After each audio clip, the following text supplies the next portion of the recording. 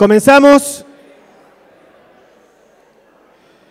El tema que se va a tratar a continuación es perspectivas para la economía mundial y argentina y oportunidades de negocios en el contexto actual. El disertante es el doctor Leonardo Bassi, analista económico de Puentes Humanos. Lo acompaña como moderador el licenciado Ricardo Jiménez. Buenos días. Hoy es 25 de noviembre, o sea, falta un mes exacto para las elecciones a presidente, el 25 de octubre. Y faltan 8 días para el vencimiento del Bodén 2015, un bono emblema de este gobierno que fue emitido en el año 2005 y que está causando un gran revuelo en el mercado financiero en estas semanas, ¿no es cierto? Y está en discusión qué va a pasar con eso. Entonces hay visiones encontradas, hay una parte que dice una cosa, una parte de las voces que se escuchan dicen unas cosas, del otro lado incluso el gobierno dice otras cosas, y hay mucho ruido mediático y financiero en estas semanas. Así que es un momento interesante para escuchar la exposición de Leonardo Bassi, que él es el jefe de investigación de Puente Hermanos. Puente, bueno, ellos nos van a dar una visión desde el mercado financiero, una visión en base al análisis económico y financiero, ¿no es cierto? No juegan para ninguno de estos bandos por ahí que se escucha, sino que analizan el mercado y en base a eso hay que tomar decisiones de inversión y esas cosas van por otro lado. Bueno, Leo tiene un máster en Administración de Empresas en la Universidad Austral y es licenciado en Economía de Empresas de la Universidad del Salvador y de la Sapienza de Roma. Así que los dejo con Leonardo a ver qué nos puede contar. Hola, buenos días a todos. Esta charla la voy a estructurar en dos, como hago generalmente, en dos fases. Primero, la parte internacional, economía y finanzas internacional, y después ya entrando en lo que es Argentina y con todos los vaivenes, que algunos, como comentaba Ricardo, y sumado al hecho, digamos, del cambio electoral y lo que los distintos equipos económicos de los diferentes candidatos están viendo como medidas a tomar. Si quieren, doy toda la charla primero, tanto internacional como argentina, y después va a haber un espacio para preguntas, para responder todas las dudas que les haya podido generar. Empezando con lo que es lo internacional, y esto lo voy a enfatizar varias veces, siempre yo tomo a propósito las partes y aquellos hechos internacionales que tienen relevancia para Argentina. En el caso, empezando con Estados Unidos es un país que en los últimos 5 años tuvo una recuperación muy sostenida del empleo. Si ustedes recuerdan, tuvo una crisis muy importante en lo que fue los años 2007 y 2008, donde se destruyeron casi 9 millones de empleos. Y hoy por hoy, después de la creación de empleo, si uno toma lo que se perdió más lo que se ganó, el resultado es que se ganaron desde el 2007 4 millones de empleos. Esta es una de los indicadores que se toman a nivel mundial para decir que la economía de Estados Unidos está en una firme recuperación. ¿Qué es lo que pasa en Estados Unidos si bien hay una firme recuperación? ¿Qué es lo que evita que tenga algo de inflación? Como sabemos, en todo el mundo, en los países desarrollados, la inflación es buena siempre y cuando sea baja, niveles generalmente del 2% anual. No obstante, la inflación de Estados Unidos es menor al 2% y si bien el tema empleo está solucionado o está bien encaminado, con un desempleo hoy por hoy del 5% en Estados Unidos, la inflación no aumenta. Esto se debe a que hay una gran parte de la población, como lo vemos en el gráfico, que se desalentó por X razón, buscó empleo durante varios meses y no encontró, con lo cual esta tasa de participación laboral, que es la gente que está buscando empleo, cayó.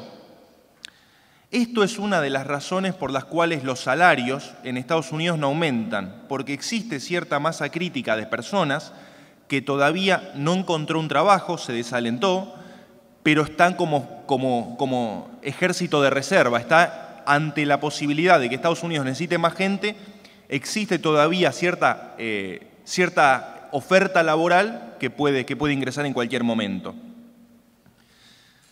¿Por qué hablo de esto? ¿Por qué hablo de desempleo e inflación de Estados Unidos? Porque está por pasar, según el último comunicado de la presidenta del Banco Central de Estados Unidos, que se llama Reserva Federal, había destacado en su último comunicado, que fue la semana pasada, que muchos gobernadores del Banco Central norteamericano, inclusive ella como presidenta, esperan que este año sea el año de la primera suba de la tasa de interés de Estados Unidos. La suba de la tasa de interés de Estados Unidos es un evento que afecta a todo el mundo, no solamente a Estados Unidos. Y dicho de manera breve y clara, la realidad es que cuando los países desarrollados, en este caso Estados Unidos, eleva la tasa de interés, hay muchos inversores sofisticados que pueden invertir en cualquier parte del mundo que observan que es más atractivo un rendimiento más alto en Estados Unidos, aunque no sea tan alto como los países emergentes, en la medida que vaya subiendo el rendimiento y haya expectativa de mayores retornos, destinar el dinero en economías emergentes, Brasil, Uruguay, Colombia, Perú, los países asiáticos, desinvertir en esos lugares y volver a invertir en Estados Unidos. Hoy por hoy la tasa de Estados Unidos está en niveles históricamente bajos, niveles del 0,25% anual. En el gráfico, como perspectiva, estamos señalando dos cosas. La línea punteada roja lo que señala es lo que el propio Banco Central norteamericano espera que haga la tasa de interés de recorrido, es decir, que llegue a un 3,3% anual en 2018. Y por otro lado, la línea verde señala lo que los inversores están esperando de la tasa, ¿no? Esperan que sea la suba más gradual. Lo importante que quiero sintetizar con esto es, primero, que va a haber una suba de tasa de interés de Estados Unidos. Más tarde o más temprano, continuamente se habla de esta posibilidad. Y en segundo lugar, la realidad de que la suba va a ser gradual, no va a tener un impacto enorme negativo en los países emergentes. El impacto negativo, el mercado internacional menos favorable va a existir, pero no va a ser una catástrofe en principio para ningún país emergente. Cambiando de tema y yendo a Europa, factores en Europa que son muy relevantes es que a diferencia de Estados Unidos, bueno, en principio, igual que Estados Unidos, la crisis norteamericana la afectó. Por ejemplo, la inversión de las empresas en Europa, que es el gráfico que pueden observar, cayó enormemente desde un pico en el año 2007-2008 hasta mínimos niveles hoy. Pero la diferencia que tiene este bloque regional europeo con respecto a Estados Unidos es que no hay una cohesión política importante. La realidad es que lo que se observa es que Francia tiene una visión de lo que es la Unión Europea, por ejemplo, con todos los miembros actuales. Alemania tiene una visión acerca de que los países que no cumplan los requisitos para estar en la Unión Europea, llamémosle ciertos niveles de déficit fiscal, llamémosle cierta tasa de interés, ciertas formas de ordenar la economía, no tienen que estar. En un momento, en lo peor de la crisis griega, hace meses nada más, se había hablado de que Grecia, si no quiere estar en la eurozona, que no esté. Esto había estado de la visión de Alemania.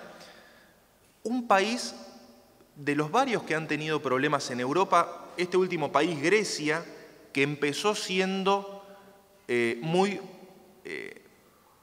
estar muy en contra de las medidas de austeridad, a firmar las medidas de austeridad más graves y más fuertes que firmó un país europeo dentro de la eurozona.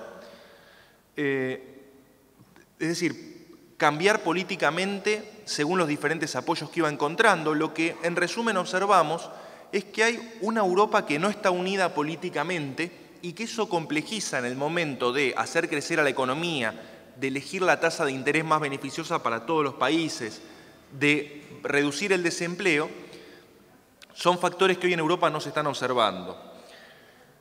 Lo que Europa tiene algunos problemas marcados, por ejemplo, la evasión fiscal en Europa es muy grande. Esto complica, por ejemplo, que si Grecia tiene un déficit fiscal importante y quiere lograr revertirlo, tiene que imponer durísimas medidas de austeridad porque las medidas anti-evasión no funcionan. Países como Grecia, países como Bulgaria, tienen grandes problemas a nivel impositivo y hace que Alemania y otros países decidan imponerle duras medidas para permanecer.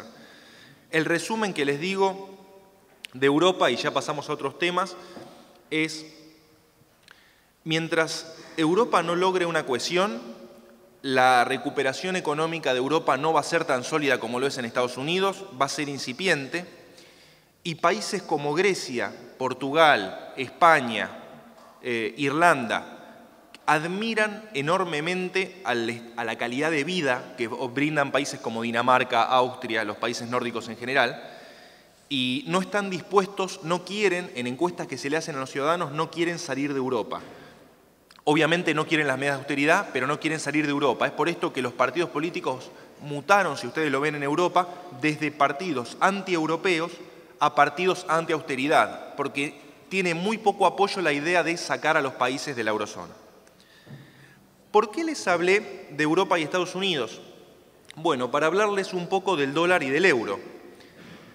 La realidad es que el dólar en el último año se viene apreciando muy fuertemente contra las divisas de los países desarrollados, por ejemplo, el euro, el yen, la libra esterlina, alrededor de un 10% en lo que va del año, y se viene apreciando muy fuertemente contra las divisas de los países emergentes. Hay casos extremos que ustedes claramente conocen, ¿no? Por ejemplo, el caso de Brasil, que se depreció 45%, un caso muy exagerado, del cual vamos a tocar bastante el tema Brasil, porque es muy interesante. Pero países como Perú, México, Colombia, Uruguay, Paraguay, tuvieron depreciaciones del 20% en promedio contra el dólar, con lo cual la síntesis que quiero hacerles sobre el dólar es: el dólar, tanto frente a monedas de países desarrollados como emergentes, está en un camino de apreciación, a pesar de que la tasa de interés de Estados Unidos todavía sigue en niveles mínimos históricos de 0,25.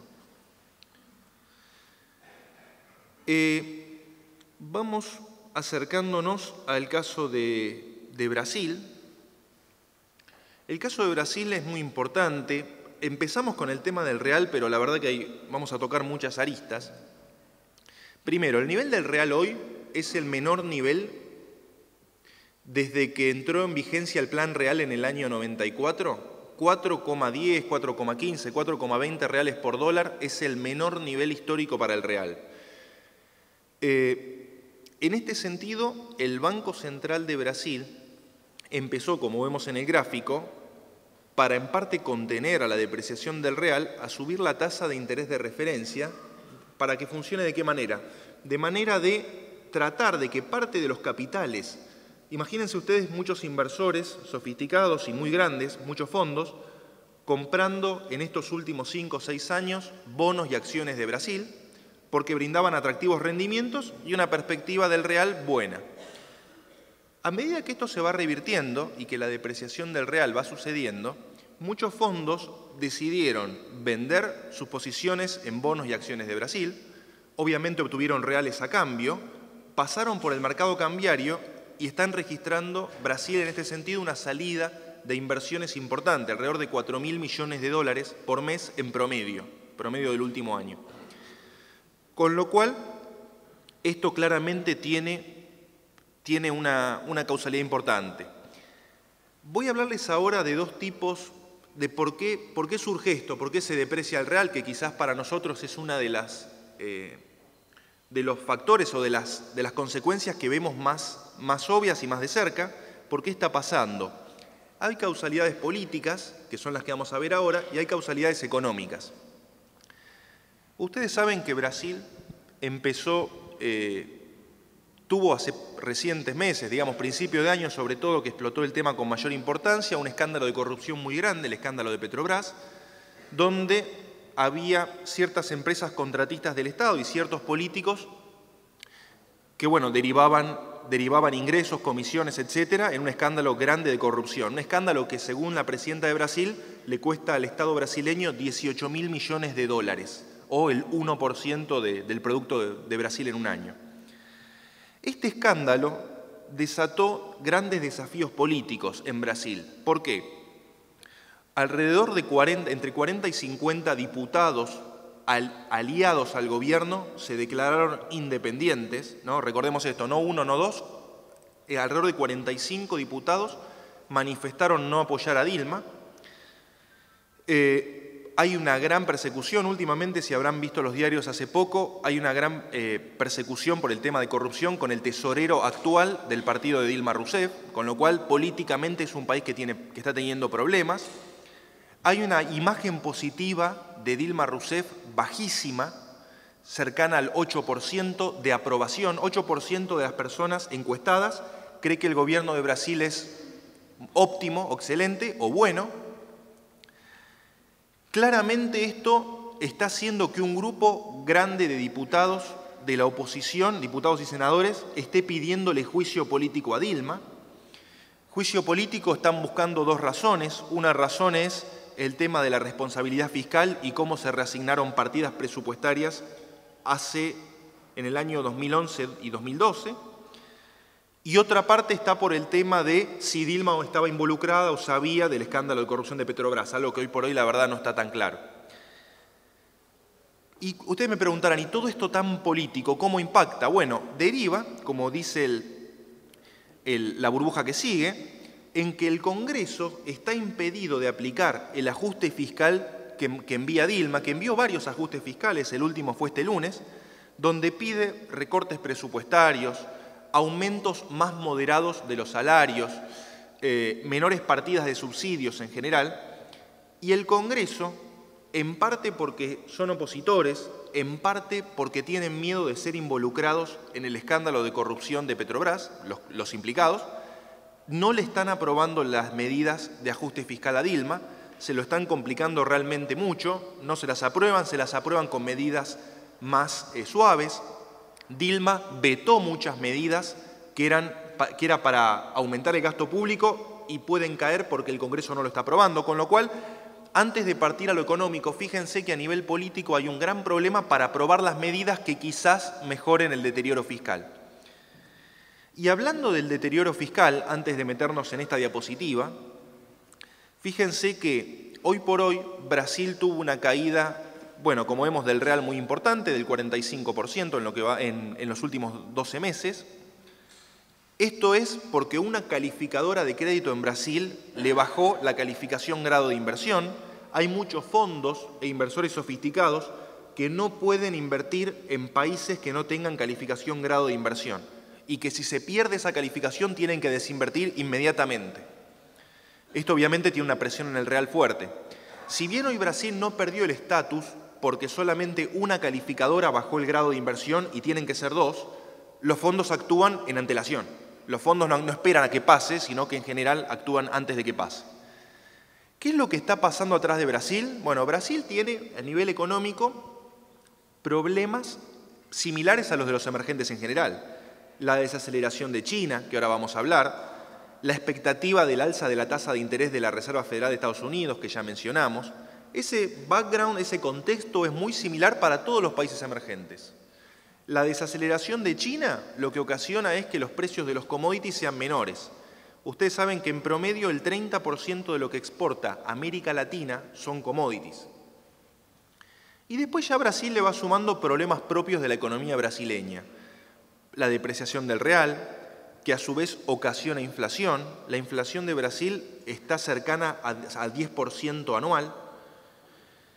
El alza de la tasa de interés para contrarrestar la inflación, ¿no? La idea de cómo funciona cualquier país del mundo, de yo subo la tasa de interés, hago que las inversiones en economía real, en fábricas, sean menos rentables y muchos inversores de fábricas destinan parte de sus recursos al mercado financiero, retiran dinero de la economía real y eso ayuda a contener la inflación. Pero claro, cuando se sube la tasa de interés, también se perjudica por esta misma razón a muchas compañías, que ven que su financiamiento es más caro. Empresas importadoras de Brasil que ven que aumentaron los costos, empresas con alta deuda en dólares que ven que en reales tienen que pagar muchísimo más, tanto por los intereses que aumentaron como por la depreciación del real. Y esto que termina ocasionando, como es en el caso de Brasil hoy, recesión y desempleo. El desempleo se ubica en los niveles más altos de los últimos 5 años y la economía probablemente decrezca este año un 2 o 3% y el año que viene también. La síntesis que les hago de Brasil antes de pasar a otro tema es la siguiente. No es que Brasil es el peor de los mundos, no es que esta situación se va a prolongar año tras año, pero sí dos conclusiones. Primero, no esperemos para este año, que ya lo estamos viendo, ni para el próximo, que Brasil nos ayude con nuestro crecimiento. Las ventas de autos a Brasil, uno de los rubros con los que más significativo tenemos el comercio con el país vecino, cayó entre 20 y 25% año contra año. Después, Brasil, y esa es la primera conclusión. La segunda conclusión es que si Brasil quiere volver a crecer sostenidamente en el futuro, tiene que hacer fuertes reformas tributarias. Para darles un ejemplo, en Brasil, para cumplimentar todos los trámites tributarios, esto salió recientemente en un informe del Banco Mundial, con lo cual es fácil comprobarlo, para cumplimentar cualquier empresa todos los trámites tributarios en Brasil tiene que destinar 108 días por año para estar bien con el sistema tributario. En Estados Unidos, por poner otro país, claramente con todas las distancias que tiene, pero otro país, 7 días. 7 días exagerado por año y se cumplimentaron todos los requisitos tributarios del país. Hay temas grandes de burocracia en Brasil que no ayudan.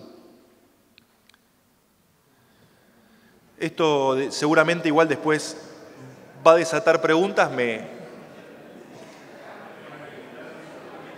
preguntan todo lo que quieran, si me aguardan y me dan tiempo hasta llegar a Argentina, todas las preguntas que tengan imagino que mucho va por, y el impacto en Argentina, van a llegar.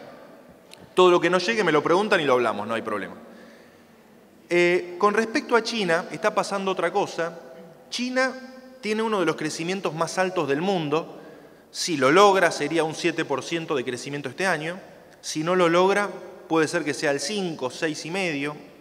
Hay también una creciente duda sobre si China miente o no miente en las estadísticas. Hay una duda porque cuando uno ve la producción de autos, la producción de cemento, la cantidad de pasajeros transportados, avión sobre todo, ve una discrepancia, no ve un crecimiento que justifique que la economía está creciendo al 7%, con lo cual puede haber una duda. De todas maneras, como digo, si no es el 7, será el 5,5 o el 6, que igual es un crecimiento altísimo para una economía de la envergadura que tiene China. Pero claro, China decidió algo, una política coherente, que es, después de la crisis, vean cómo siempre volvemos a algunos temas recurrentes, ¿no? Después de la crisis del 2007 y del 2008 en Estados Unidos, que también afectó a Europa, la crisis hipotecaria, hizo que China vendiera mucho menos. China, como galpón, uno de los galpones más grandes del mundo, galpón exportador, vio reducir las exportaciones enormemente, con lo cual ahora está decidiendo, a propósito, reducir las exportaciones, reducir la inversión en máquinas y fábricas, reducir las compras de metales básicos, reducir la inversión en construcción de residencias, para lograr que la economía dependa menos de lo que es la exportación, de lo que es la venta externa, y dependa mucho más del consumo interno. Hoy la industria, como vemos en el gráfico, la industria es la línea verde y los servicios es la línea naranja. La industria está cayendo en China, pero hay servicios que son boom en China, que están registrando tasas de crecimiento de 2 dígitos y de 2 dígitos altos en algunos casos. Finanzas, seguros, entretenimiento, todo lo que es venta por internet, como dice ahí, el turismo. Esos sectores en China están andando muy bien, ¿Cómo lo logra China? China, recuerden que es un país que interviene enormemente en la economía, con lo cual restringe créditos a las industrias exportadoras, otorga muchos más créditos a las industrias de consumo interno, trabaja sobre la mejora de los salarios, sobre la migración del campo a la ciudad, que en el caso de China significa cobrar sueldos más altos, para tener una clase interna china de poder adquisitivo alto o mediano alto, que pueda hacer crecer al país aun cuando el mundo no acompañe. Claramente que el Partido Comunista Chino, que es un partido que dejó de ser comunista hace tiempo, busca enormemente legitimidad. Como es un partido único, busca todo el tiempo legitimidad. Y la legitimidad también se la logra con crecimiento económico, con estabilidad en todo, económica, política, siempre estabilidad, movimientos lentos, y sobre todo con mantener un bajo desempleo, porque un alto desempleo en China significa manifestaciones sociales y un riesgo para el gobierno. Pasando ya al tema commodities, diciendo commodities me refiero a lo que son materias primas agrícolas, metales básicos y energía, y metales preciosos. China, este gráfico es muy elocuente, casi que habla por sí mismo porque marca cuánto de la producción mundial de estos commodities consume China. Por ejemplo, el primero es aluminio. El 54% del aluminio que se produce en el mundo lo consume China. En el caso de los metales básicos, que son los primeros, es enorme la proporción. En el caso de los productos agrícolas como maíz y trigo que existen ahí son 22 y 17, para la soja es muy similar. China consume enormemente esto, es muy importante como consumidor de la soja a nivel global, eso ustedes lo saben, pero en este sentido las materias primas agrícolas están mucho mejor posicionadas por dos razones. Porque China depende menos del consumo de estas materias agrícolas en términos de la producción mundial de estos commodities. Y en segundo lugar, porque China puede decidir crecer menos, puede decidir hacer menos fábricas, comprar menos cobre, aluminio, estaño, etcétera, pero no puede decidir matar a 1.000 millones de personas para que no alimentar, digamos, por simplificar mucho el tema, no alimentar a los chanchos, a los cerdos, que después forman parte de la dieta básica de esta clase media incipiente y en algunos casos más grande que es China, con lo cual la demanda de commodities agrícolas de China y de India va a seguir su curso. A una menor velocidad. La realidad es que el alza de la tasa de interés y la apreciación del dólar perjudica a todos los commodities, ¿no? Ustedes piensen lo siguiente, si las tasas de interés son cero, hay muchos inversores que no se dedican a la producción de soja ni al petróleo, no son petroleras, no son mineras, que sin embargo les interesa invertir en soja, en oro, como producto financiero. Ahora, si las tasas de interés en el mundo empiezan a rendir, estar invertido en activos que no rinden tasa de interés pierde sentido. Es por esto la presión que suele haber sobre los precios. Con esto cierro la parte internacional y voy a Argentina. La realidad es que el petróleo y la soja, que son commodities muy importantes para Argentina, se vieron afectados. El petróleo cayó un 50% en el último año. Esto se debió a muchos factores que ahora brevemente los voy a tocar, pero hoy por hoy, tocando el caso de Argentina, es muy bueno porque hoy por hoy Argentina es un importador neto de petróleo, con lo cual le conviene que sea barato. Claramente para el futuro no es bueno porque en el futuro Argentina tiene muchas ambiciones de producir y explotar vaca muerta. Vaca muerta son, para que tengan una idea, obviamente no estimación mía, sino estimación de geólogos, 6 veces el Producto Bruto de Argentina, que está enterrado a 3.000 metros de profundidad. Unas reservas de petróleo que hoy son inviables a los niveles de $50 el barril de petróleo, que son inviables, pero están ahí. Y un aumento en el petróleo podría beneficiar. En este sentido, hoy por hoy no se espera que exista un gran aumento en el precio del petróleo. No obstante, entiendan que hay países en el mundo que están muy disconformes con el precio del petróleo, como pueden ser Rusia, que es el tercer productor de petróleo más grande del mundo, como pueden ser claramente Venezuela, Colombia en parte, sobre todo Venezuela, y países de África, Argelia, Nigeria, Prudencia. Lo importante es que los países árabes, que son muy competitivos con un petróleo, aún con un petróleo bajo, no quieren aumentar el precio del petróleo para que Estados Unidos, que vino creciendo enormemente en los últimos 5 años en la producción de petróleo no convencional, petróleo similar al que tiene Argentina, en Neuquén, en Vaca Muerta, no quieren seguir perdiendo participación de mercado. Es una guerra abierta que tienen los países árabes contra Estados Unidos en lo que es petróleo. Hoy por hoy no se ven atisbos de una suba del petróleo. Como dije antes, la apreciación del dólar tampoco ayuda al petróleo. Hoy por hoy se produce más petróleo de lo que se demanda en el mundo, con lo cual los precios no deberían tener, al menos hasta el día de hoy, no hay ningún factor que muestre que los precios deberían subir significativamente el año que viene, más allá de algún rebote. Y con respecto a la soja, la realidad es que entre Brasil, Estados Unidos, Argentina y Paraguay, los grandes exportadores de soja a nivel mundial, cuando no tiene una cosecha récord de un país, la tiene otro o la tienen varios a la vez, con lo cual en soja lo mismo, hay una oferta muy abundante de soja a nivel global y una demanda de China que, como le dije antes, se desacelera, no es buena para los precios de la soja. No obstante, los niveles actuales, entre 300 y 350 dólares la tonelada de soja, se espera que se mantenga. De nuevo, visto a hoy, no hay ningún factor que muestre una gran volatilidad puntual en lo que es la soja. Cambiando un poco de tema, a la coyuntura local, con todos los desafíos que brinda hoy por hoy, lo que les quiero marcar es lo siguiente.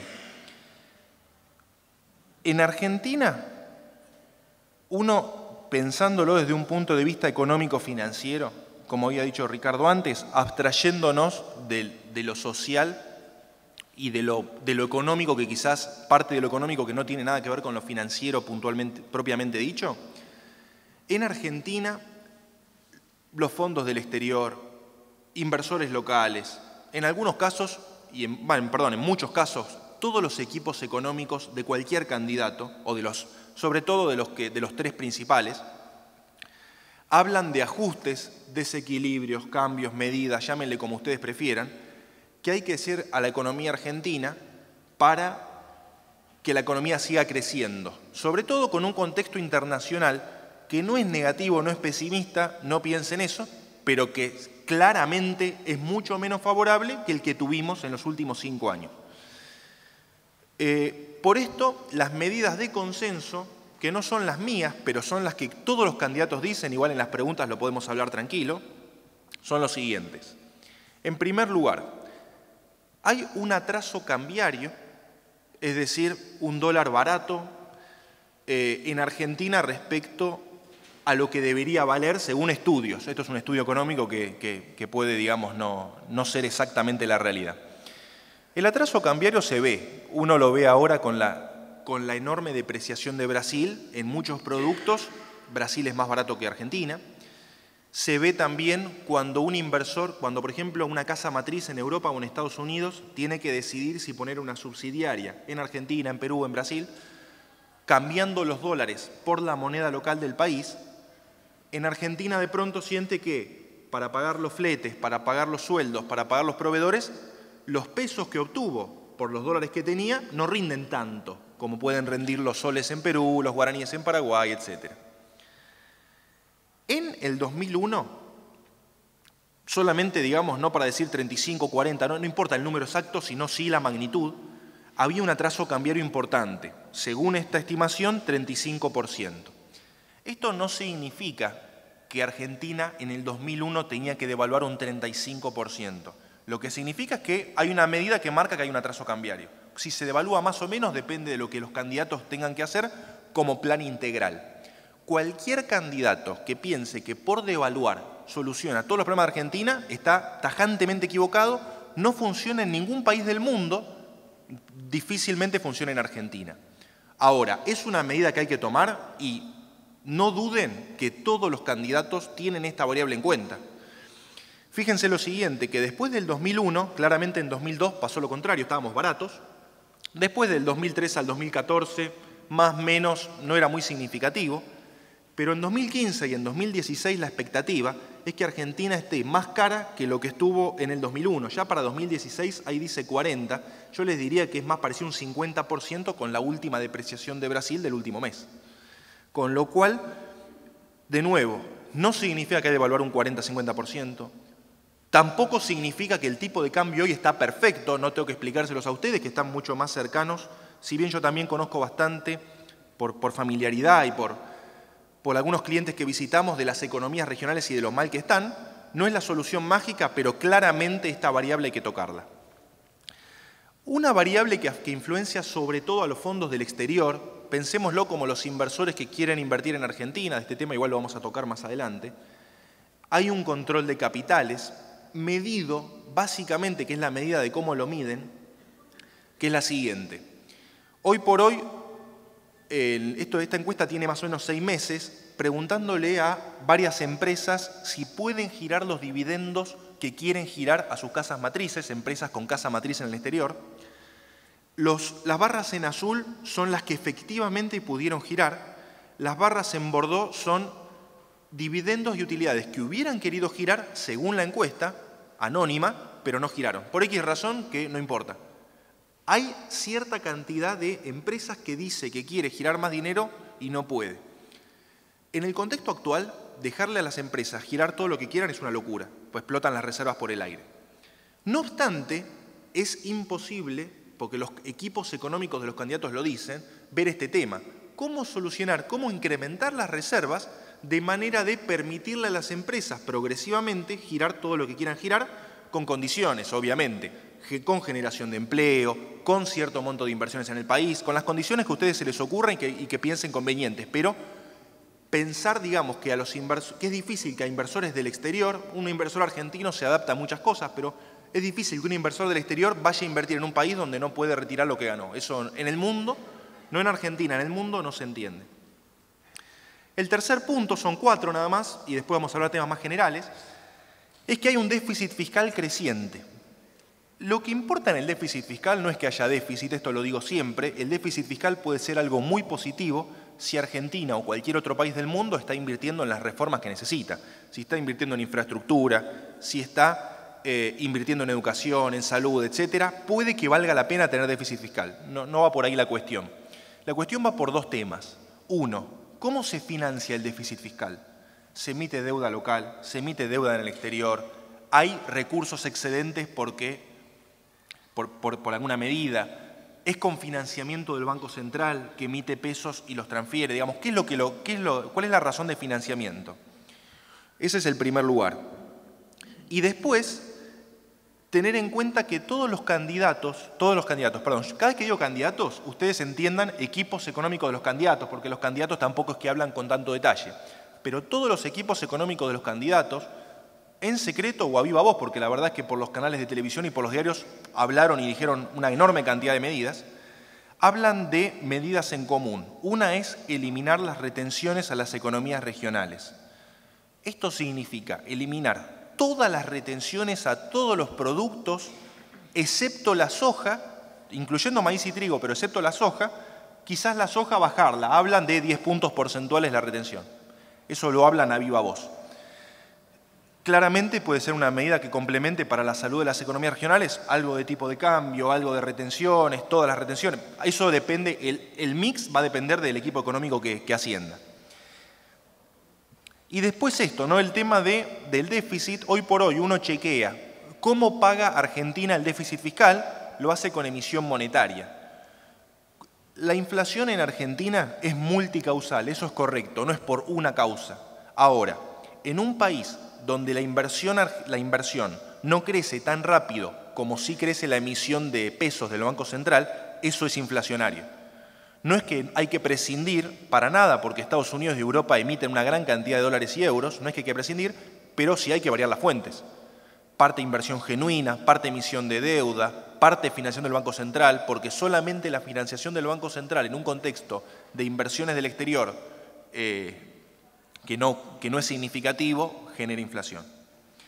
Y el último tema es el tema de los holdouts, o como se dice en los diarios, fondos buitre, que son estos fondos, básicamente son fondos muy cuestionables en digamos, cómo buscan la rentabilidad, digamos, extorsionando a países, a Argentina y a muchos otros en el mundo, con un juez muy sesgado a estos fondos, que demandan que no entraron en los canjes de Argentina del 2005 y del 2010, luego del default de Argentina del 2001, no aceptaron quitas, no aceptaron otros bonos, quieren cobrar el 100% de la deuda impaga. Son estimativamente 17.000 millones de dólares, capital, intereses punitorios, la deuda del CIADI. Son 17.000 millones de dólares que Argentina, entre comillas, debería pagar para saldar este problema. Una locura que yo no escuché a ningún equipo económico que la hable es pagar esto en efectivo, ya en dólares, sin quita. Eso sería una locura. Lo que todos los equipos económicos hablan es pagar con el mayor vencimiento posible, con el bono más largo posible, nada en dólares y con una fuerte quita. Si se va a poder pagar con bonos largos y con quita, va a depender de con qué situación Argentina encare la negociación. Si tiene el Banco Central con reservas o no, lo necesita más o menos. Que acá sí hay diferencias entre los equipos económicos de los candidatos, que ahora lo vamos a tocar. Esto es un poco lo que está pasando. Eso en primer lugar. La realidad es que el tema es complejo. El hecho de que haya muchos acreedores que quieran sumarse al primer fallo de los fondos buitre lo complica, pero positivamente la Cámara de Apelaciones hace poco, en el últimos 2 meses, emitió señales positivas a Argentina, que por ejemplo volvió a declarar que las reservas del Banco Central son inembargables, volvió a decir que no puede cualquier tenedor de bonos acoplarse a un fallo porque es muy puntual, con lo cual tengan en cuenta que cualquier candidato, aunque acá hay diferencias de la prioridad que le asignan, va a encarar el tema de los fondos, al menos empezar una negociación. Y acá viene una parte de las partes más interesantes, ¿no? De qué esperamos para las variables según quién asuma, o según qué, mejor dicho, qué paquete de medidas quiere implementar. Y vamos a hablar de lo bueno y de lo malo de cada escenario, porque no hay un escenario milagroso que no tenga ningún defecto. Vamos primero con las puntas. El primer escenario es el gradualismo. Imaginemos que el acuerdo con estos fondos se alcanza en el tercer trimestre del 2016, es un supuesto completamente, pero que ayuda para ver el escenario, que el dólar es a fines de 2016 15 pesos, que el dólar implícito en los bonos es 19 pesos, con lo cual sigue habiendo, como ustedes observan, una brecha. Esta brecha a los inversores del exterior no les es atractiva, con lo cual inversiones del exterior significativas no son esperables en este escenario. La inflación es 33%, una inflación más alta que la de este año, que se estima en 24 o 25. Es difícil saber el número exacto, pero uno va tomando el promedio de economistas y hablan de esto. Sube la inflación algo, la tasa de interés tiene que subir porque hay una depreciación y si no sube la tasa de interés, la demanda al dólar va a ser muy fuerte. Las reservas del Banco Central caen levemente y hay un crecimiento moderado del PBI. El riesgo que tiene este escenario de gradualismo es quedarte con poco, quedarte a medio camino, de empezar a resolver cosas, empezar algún recorte de subsidios, algún recorte de retenciones, quizás tomar alguna de las medidas que beneficiarían enormemente a las economías regionales, llamémosle eliminar los ROEs, bajar la presión tributaria, diferentes maneras, ¿no? Cancelar anticipos de ganancias, devolver saldos de IVA más efectivamente, costos de flete, difícil, ¿no? El flete subió enormemente en estos últimos años, pero el riesgo es este, ¿no? Que estas medidas no sean suficientes y no den un shock de confianza para reactivar el país. Sí, una aclaración. En cualquiera de estos 3 escenarios, más allá de gradualismo o shock, cualquier equipo económico va a intentar dar un shock de confianza. Sea que las variables se toquen más o menos, se va a hablar del INDEC, se va a hablar del Fondo Monetario, se va a hablar de los fondos, se va a hablar de los subsidios, se va a hablar de las retenciones. Son temas que todos van a tocar. El tema es qué candidato finalmente va a tocar más o menos las variables. El otro ejemplo contrario, el escenario contrario es el escenario de shock. Es exageradamente rápido, es solo un escenario. Hay un acuerdo con los fondos en el primer trimestre del 2016, una velocidad récord, porque ustedes recuerden que el 10 de diciembre asume el nuevo candidato. El tipo de cambio a fines de 2016, el dólar está muy elevado, 18 pesos, pero no hay brecha. Una mega devaluación sin brecha. La inflación, este es el riesgo más grande de este escenario, en esta estimación, es una estimación, es 46%. Hay que ver qué país resiste socialmente con una inflación tan alta, no es menor este riesgo, depende de hacer acuerdos muy fuertes con empresas y con sindicatos, muy difícil de lograr. Yo el escenario se los pongo para que lo vean. Y bueno, claramente las reservas podrían aumentar porque con un tipo de cambio unificado puede que haya algo de inversiones del exterior, a pesar de que ahora competimos con Brasil, ¿no? Porque Brasil de pronto está bastante barato. Y después hay un escenario intermedio, este se los digo muy rápido, total, las variables ustedes las ven ahí. Un escenario donde empieza a haber un gradualismo, se ve que está llegando tarde, que no aumenta la cantidad de dólares, no aumenta las reservas como estaba pensado y después se pasa un shock. Se empieza tranquilo y después se mueve. Estos escenarios son los que hoy vemos y lo que hoy no vemos es un escenario de continuidad. Continuidad sería seguir buscando swaps con China, con Rusia, canje de bonos, todo lo que hablo es para el próximo gobierno, ¿no? Que se hagan medidas, poca inflación, que las importaciones no aumenten mucho, que el dólar no se toque mucho. Toda esta continuidad para el próximo escenario de la próxima administración no lo estamos viendo nosotros ni nadie de los que hablamos en el mercado. Y se ve que cualquier candidato, hoy por hoy creemos que el escenario más probable es el gradualismo, sea quien sea que gane. Es lo que vemos nosotros, que realmente en esto no estamos solos, un montón de clientes y de consultores económicos piensan parecido, que hoy por hoy el escenario es hay que hacer ajustes, pero tampoco hay que provocar una crisis social en la economía y en el país. Ya estamos terminando, tema de la inflación, digamos, ¿por qué? Vamos un poco al inicio de la charla, ¿no? Dijimos ajustes, medidas, hablamos de 4, por mencionar los 4 que más se repiten entre todos los candidatos. La realidad es que Argentina, para crecer con un contexto internacional menos favorable, va a depender más de sí misma. Argentina de sí misma, los dólares que necesita para crecer, no tiene Argentina una enorme cantidad, tiene reservas, obviamente, que cada vez rinden menos, y tiene posibilidad de emitir deuda localmente.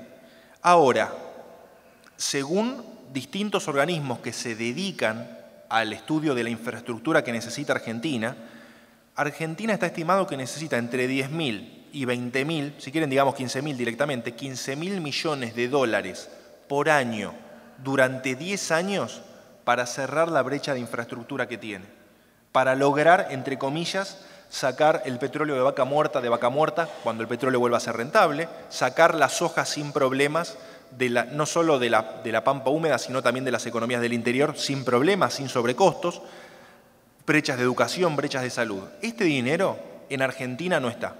O está con inversiones en el exterior, o está con los estimados por el Ministerio de Economía, entre 300 y 350.000 millones de dólares que los argentinos tienen fuera del sistema. Colchón, caja de ahorro o fuera del país, digamos, estimado 350.000 millones. Es por esto que creemos nosotros, y hoy gran parte del mercado no pensamos distinto a eso, que el ahorro externo sea de fondos de argentinos que vuelven, inversiones de empresas, emisiones de deuda en el exterior, si son bien usados, porque claramente si nos vamos a endeudar para cualquier cosa no vamos a solucionar el país, pero si son bien usados para infraestructura, para reformas importantes y para dar incentivo a los sectores que generan divisas, que generan dólares, en términos de inflación reducimos la presión de la financiación, con lo cual si yo, en vez de depender solo del Banco Central y de la deuda que puedo colocar internamente, además tengo empresas que invierten del exterior y deuda en el exterior, estoy más holgado. La inflación no debería aumentar enormemente. El atraso cambiario, yo sí tengo enormes reservas, yo como país tengo enormes reservas en el Banco Central, el tipo de cambio lo puedo mover a donde quiero y quizás menos de lo que, quizás en vez de 19, con 17 ya alcanza, en un contexto de enorme cantidad de reservas. ¿Recuerdan ustedes que en el año 2003 y 2004 el tipo de cambio estaba en 4 pesos, cayó a 3 pesos, se apreció y el Banco Central tenía que comprar dólares, acumular reservas para que no caiga más, ¿no? La inversión productiva. En el crecimiento de Argentina las importaciones son muy importantes porque las empresas importan insumos y maquinarias para poder exportar. Si nosotros tuviéramos otras fuentes de financiamiento, no tendríamos que estar contando como si fuera un almacén, entró esto, sale esto. Podríamos permitir aumentar las importaciones porque tendríamos divisas para pagarlas. Otros ajustes que ya hemos hablado, retenciones, ajuste del monto mínimo del monto no imponible de impuesto a las ganancias. Bueno, es más fácil aumentarlo con fondos, ¿no? Porque el ANSES y la recaudación de AFIP no es milagrosa, no es que uno puede aumentar o aumentar monto no imponible, uno no puede reducir impuestos porque los fondos hay que sacarlos de otro lado. Y como dije antes, permitiría enfrentar mejor el viento de frente del sector externo. Si uno hace estas correcciones, hoy el crecimiento potencial de Argentina es 1%, lo que puede crecer dado el país como está. Este año igual va a crecer un poco más, por eso hay inflación, va a crecer estimativamente un 2%, 1,5, 2%. Si Argentina pasa de crecer 1 a 4, esos 3 puntos porcentuales representan en tamaño de Argentina 16.500 millones de dólares. Casi el mismo monto que nos cuesta arreglar con los holdouts. Ni hablar que con los holdouts intentamos pagarle el mayor vencimiento posible y con quita. Pero no tenemos que olvidarnos lo que implica empezar una negociación con los fondos, sumado a todo lo que hablamos antes, atraso cambiario, etcétera, en lo que significa para Argentina para poder continuar creciendo. El objetivo de toda esta presentación de Argentina es cómo hace Argentina para seguir creciendo con los desafíos económicos que tiene internamente y con el sector externo que tiene. Argentina tiene una ventaja, tiene un endeudamiento muy bajo, que es la última diapositiva, que es la que sigue a esta, y tiene la potencialidad de un desarrollo del sector financiero enorme.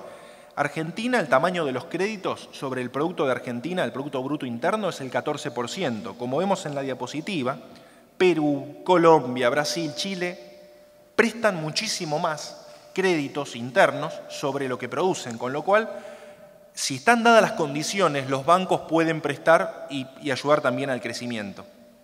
Este es el último gráfico que les muestro. Países de la región. Argentina tiene una deuda total bruta del 21% de su Producto Bruto Interno. Esta es la forma que se mide el endeudamiento en todo el mundo. Argentina, inclusive, como tiene mucha deuda que la tiene el sector público, ANSES, Banco Central, en términos netos tiene una deuda del 15% del Producto Bruto. Esta observación es muy relevante, porque si Argentina tuviera la deuda sobre PBI que tiene Grecia, la deuda de Grecia es 175% del PBI. Esa deuda es la que tenía Argentina en el 2001. Si nosotros tuviéramos esa deuda, no les puedo, es una locura decir el endeudamiento, buscar fondos afuera, porque es para que el país realmente tenga problemas serios. Argentina hoy, por tener bajo endeudamiento, tiene esta posibilidad. El endeudamiento no es milagroso, no es que el endeudamiento siempre es bueno, hay que ver para qué se lo destina, pero tiene una posibilidad que en el 2001 Argentina no tenía. Y Argentina también tiene, a diferencia de la región, fíjense Brasil, 60% de endeudamiento, un número alto, tiene una vida promedio de la deuda alta, que eso es bueno, significa que Argentina, el periodo medio de repago de la deuda son 10 años, no tiene vencimientos fuertes ahora de deuda que necesita sí o sí pagar deuda. Con lo cual esto es lo que nosotros vemos como positivo de Argentina. Más allá de no tengo que repetirle los enormes desafíos económicos que estuvimos hablando.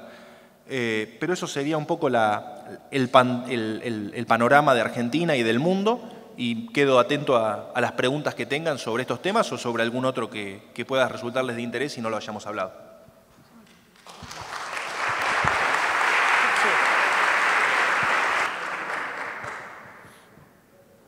¿Preguntas?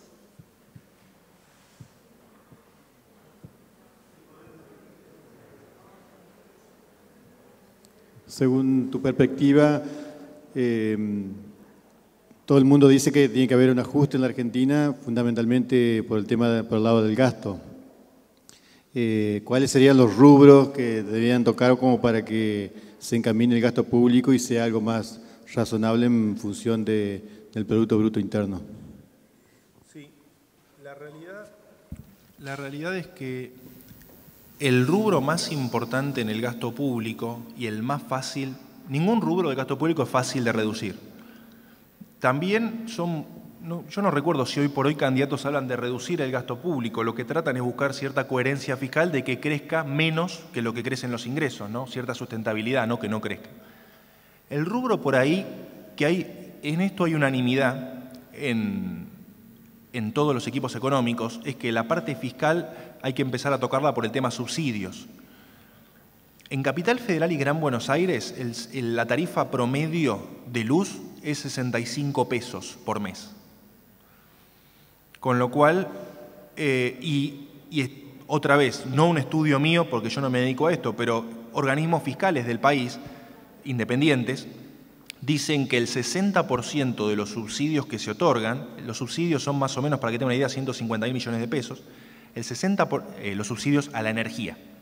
El 60% de estos subsidios benefician a la clase media alta y alta. Con lo cual, si bien se había empezado a reducir temas subsidios hace algunos años, después se dejó la medida, empezar a reducir subsidios ayudaría, obviamente, no está bajo cuestión los subsidios claramente sociales, nadie habla de asignación universal por hijo, nadie habla de esas cosas, pero los subsidios que benefician a clase media alta y alta, que podrían beneficiar quizás o a pymes, o a la innovación, o a la educación, o a la salud, partidas que se pueden quizás gastar mejor a nivel país, es el lugar para empezar. Todos están hablando de empezar por el tema subsidios. Sí, y subsidios generalmente más a la energía, que son el 60% de los subsidios totales, y no tanto quizás por transporte, aunque también está pensado, porque bueno, el transporte público es más difícil de pensar cómo puede beneficiar a la clase media alta y alta. Sí, la beneficia, pero mucho menos. La mayoría de las que usan el transporte público son gente que lo necesita y que lo tiene como una opción importante de transporte. Mi pregunta va con respecto a esto que mencionaste en la conversación, sobre, eufemísticamente, el ahorro informal que en la propia Argentina hay alrededor de los 350.000 millones de los que decía. La pregunta concretamente es dos. Uno, ¿cómo se estima? Es decir, ¿qué grado de asidero puede tener la estimación de la cifra? Y dos, ¿cuáles serían las medidas por las cuales volver a convocar a que se desinformalicen, si es que se puede, porque por alguna razón se fueron a la informalidad? Sí, la pregunta es muy pertinente, muy importante. Con respecto a las estimaciones, ahí no puedo agregar mucho valor porque la verdad que nosotros la tomamos como una estimación del Ministerio de Economía. No sé, hay una forma de estimarlo, no sé después qué ajustes le hacen. La estimación es la fuga de capitales desde 2001 hasta hoy. Bueno, en los últimos años claramente no, pero en el periodo donde había fuga de capitales, esa suma más estimaciones, arreglos, digamos. Si no son 350.000 millones, puede ser que 200.000 millones lo sean. Digamos. No hay duda que está esa masa afuera del sistema, no puede estar acá en Argentina inclusive. La segunda pregunta, que es un tema que los candidatos sí están evaluando, es que hay candidatos, equipos económicos de candidatos, de nuevo me equivoco, que tienen en mente un plan de exteriorización, un blanqueo, exteriorización. ¿Funcionará, no funcionará? ¿Cómo es? ¿Cuáles son las particularidades? No las desconozco completamente, hay que ver si se aplica o no, pero están pensando para atraer a ese tipo de fondos. Eso con la parte informal. Y la parte formal que no está invertida en Argentina, digamos, ese plan sí no va a estar, no va a estar focalizado en que digan, sí, yo tengo una casa en Miami, no le importa eso a la nueva administración, sino más que nada los que puedan traer directamente los fondos de afuera, o de acá, de una caja de seguridad no declarada, para la parte de exteriorización. Después, sí sumo un poco, quizás algo interesante, hay un plan de contingencia que algunos equipos económicos dicen, no lo dicen igual en la televisión, pero lo dicen, que es el siguiente: sumar a la exteriorización un shock rápido a las economías regionales, ya eliminar las retenciones, ya hacer un toque del ajuste, realizar un ajuste del tipo de cambio. Algunos estiman, Puente se suma a esto, para fin de año, de este año, 11 pesos el dólar. hacer ¿por qué? Por la depreciación enorme de Brasil y para las economías regionales, digamos. Y en general un poco está todo relacionado. Entonces, un tipo de cambio más las retenciones, eliminar todas las que se puedan, más la exteriorización, más un nuevo swap con China, porque el swap que se pidió ya está casi colmado, de todo, se usó todo, o con Rusia, son todas opciones que se están pensando para llegar a la negociación con los fondos con más reservas de las actuales. No llegar tan desesperado, ¿no? Sería un poco esa idea. Sí, otra pregunta que te quería hacer y que está relacionada con esto que acabas de decir, y a eso iba mi pregunta sobre la posibilidad de un blanqueo, que ya la contestaste muy bien, pero sí quiero preguntarte sobre algo que nos llega muy de cerca a todos nosotros, nuestra vida profesional, que es la ansiada y esperada reforma tributaria. Si has andado por ese camino para averiguar, a ver si realmente hay planes concretos de reforma tributaria tan esperada por todos nosotros. Acá hay diferencias entre los equipos económicos. Hay algunos candidatos que abiertamente hablan de una reforma tributaria. La realidad es que se puede hacer, yo creo que con mayor o menor prioridad, todos los candidatos lo saben, es una situación, digamos, es tan notoria la presión tributaria que hay en Argentina, que es un tema a ver, pero no creo que puedan darle mucha prioridad hasta que no esté claro el tema de los recursos, hasta que no esté claro si Argentina va a poder endeudarse en el exterior, o hasta que no esté claro, porque por ejemplo, te doy un caso concreto, bajar las retenciones, vas a ver cómo lo relaciona a lo tributario, que claramente es algo tributario, ¿no? Pero bajar las retenciones son el plan del estimado 80.000 millones de pesos. Los subsidios a reducir que estuvimos hablando antes son 110, 150, hay que ver qué se reduce, pero pongámosle 100.000 millones de pesos. Entonces, ahí está claro, yo reduzco subsidios con más gradualidad, con menos gradualidad como pueda, y puedo pagar lo que me cuesta sacar las retenciones, ¿no? Ahí lo calcé el gasto. Ahora, con respecto a una reforma tributaria adicional, yo sé que hay en algunas provincias que ingresos brutos está raro, está como duplicado. No soy un experto tributario, pero digamos escucho de clientes que todo el tiempo me hablan de estos problemas, ni hablar de evolución de IVA, ni hablar de anticipos de ganancias, ni hablar de, bueno, el tema de las retenciones puntualmente, que no está tan claro, a pesar de lo que algunos equipos económicos dicen, de dónde va a salir el fondeo para eso. Yo pienso que es un tema que lo van a tener en cuenta, pero que hasta que no resuelvan el tema de fondeo de esto, y yo no escuché, quizás lo tienen solucionado, yo no escuché de dónde va a provenir, quizás puede demorarse un poco más. Quería preguntarte, según tu opinión, ¿qué tan grave fue lo que pasó en la Comisión Nacional de Valores hace pocos días? Muchas gracias por la pregunta. Ustedes saben que en esta semana hubo una fuerte volatilidad, que Ricardo la había mencionado antes de empezar la disertación, un gran movimiento de bonos, sobre todo los bonos locales en dólares, que son los bonos que por ahí ustedes más conocen, Boden 15, Bonar 24, Bonar 17, Discount. Son los bonos que más tuvieron volatilidad. Vamos a explicarlo, ya que existe la pregunta, lo explicamos bien.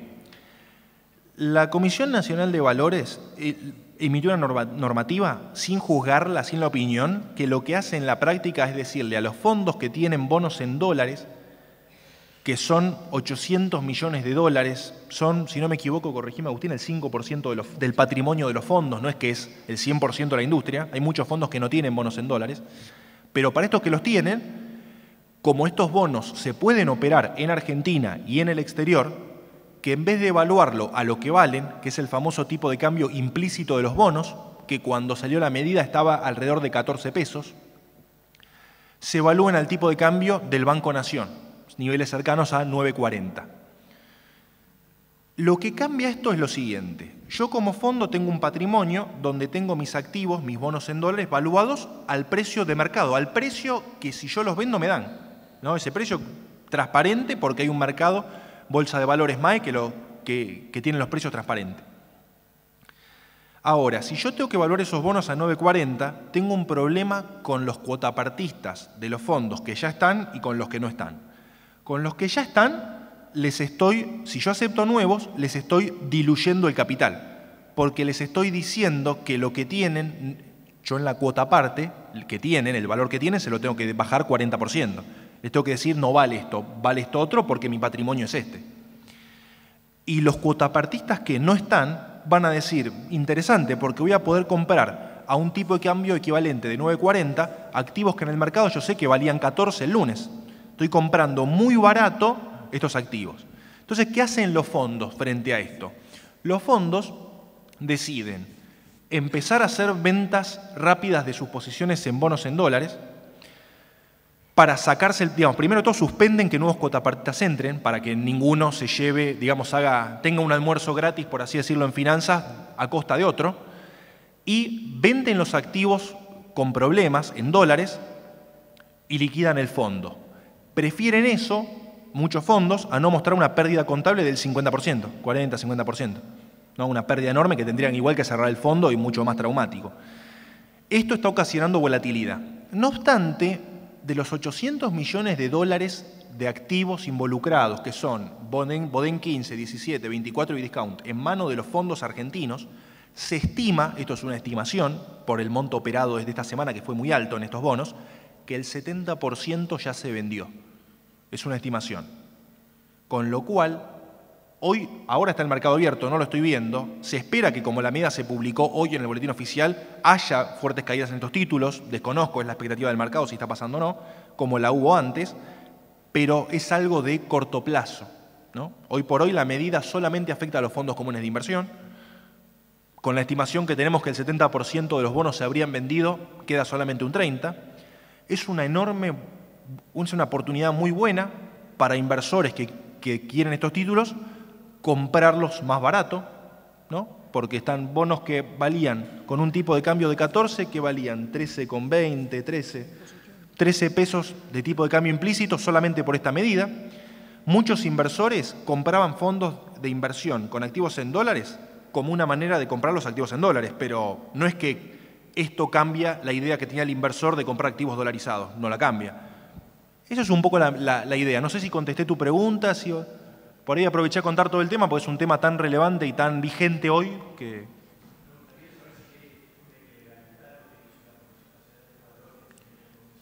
No, como una ilegalidad seguramente que no es. No soy igual abogado, no voy a firmar ningún documento diciendo si es ilegal o no legal algo. Pero por lo que escuché, no hablan de una ilegalidad porque la CNB tiene las facultades de regir a la industria financiera.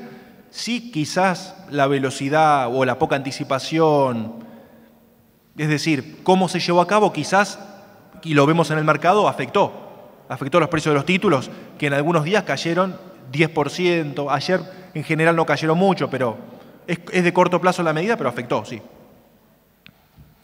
¿Alguna otra pregunta?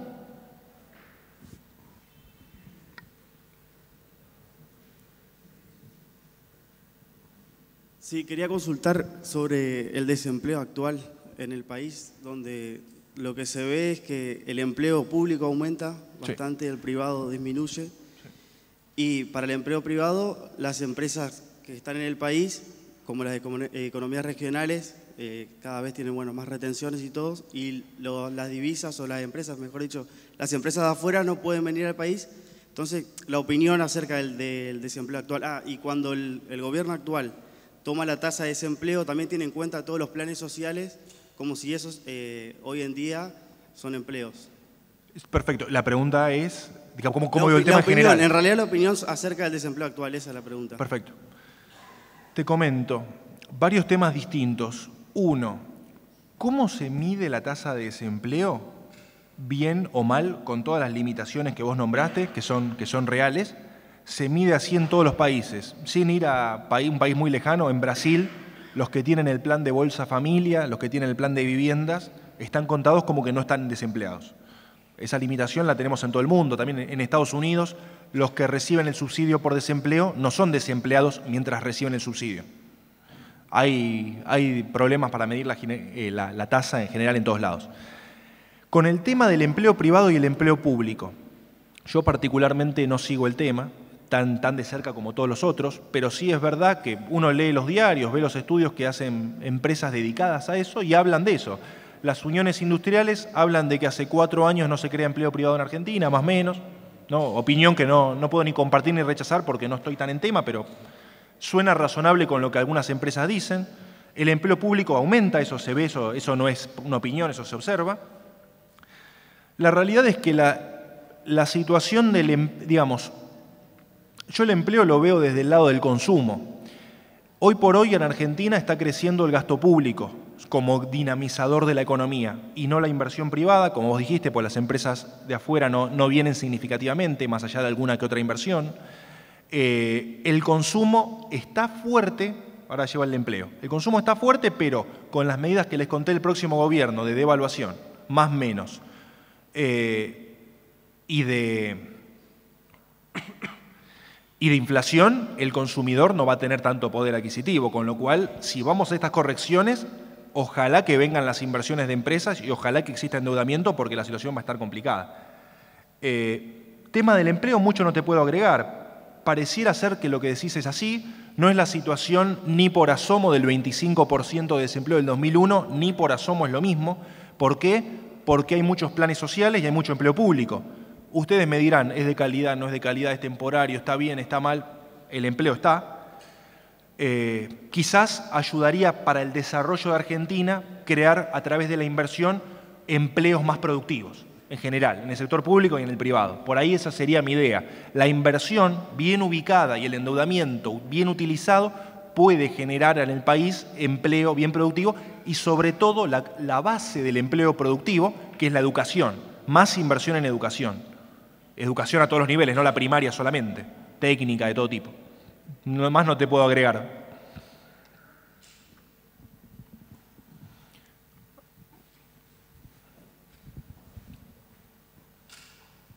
Sí, una pregunta bien sencilla nomás. ¿Cuál es tu perspectiva para la diferencia de cotización del dólar para después de las elecciones entre el blue y el oficial? Nosotros no seguimos el dólar que blue, digamos, el dólar paralelo, ilegal, no lo seguimos. Lo que sí seguimos es un dólar legal que existe en el mercado, que es el tipo de cambio implícito de los bonos, porque es completamente legal. Obviamente que es parecido, digamos, tiene algo de parecido. Si hay una brecha, como vemos en los escenarios en el primero, de 15 pesos el oficial y de 19 pesos el tipo de cambio implícito de los bonos, digamos, la brecha va a seguir existiendo. Esa brecha se va a mantener. ¿Será arriba o abajo del implícito? No lo sé. Ahí no te quiero mentir, no te quiero decir si va a estar más arriba, si va a estar más abajo, porque te estaría mintiendo, sinceramente. Pero una situación de brecha cambiaria, que acá hay una diferencia, es interesante el punto que haces porque esto no es un consenso entre los equipos económicos. Hay equipos económicos que hablan de cerrar la brecha lo antes posible y hay equipos económicos que decir no. Primero logremos el acuerdo con los fondos de afuera, cerremos ese tema, nos endeudamos en dólares y después vamos a poder levantar el control. Mientras que el otro dice, levantemos el control, vienen las empresas y ahí tenemos los dólares. Son dos formas de verlo, las dos tienen desafíos. Si hay brecha, las inversiones de afuera no van a venir de manera significativa. Con lo cual, tenemos que estar con los ojos mucho más puestos en lo que se haga con los fondos de afuera, porque es una traba que hoy por hoy tiene Argentina para emitir deuda. Y como quizás se desprende de tu pregunta, si el oficial está en 15 pesos y el implícito de los bonos está en 19, el control de capitales y puntualmente el cepo están en plena vigencia. No se levanta esto es lo que los mantiene diferentes, ¿no es cierto? Espero haberte contestado, si no, repreguntame.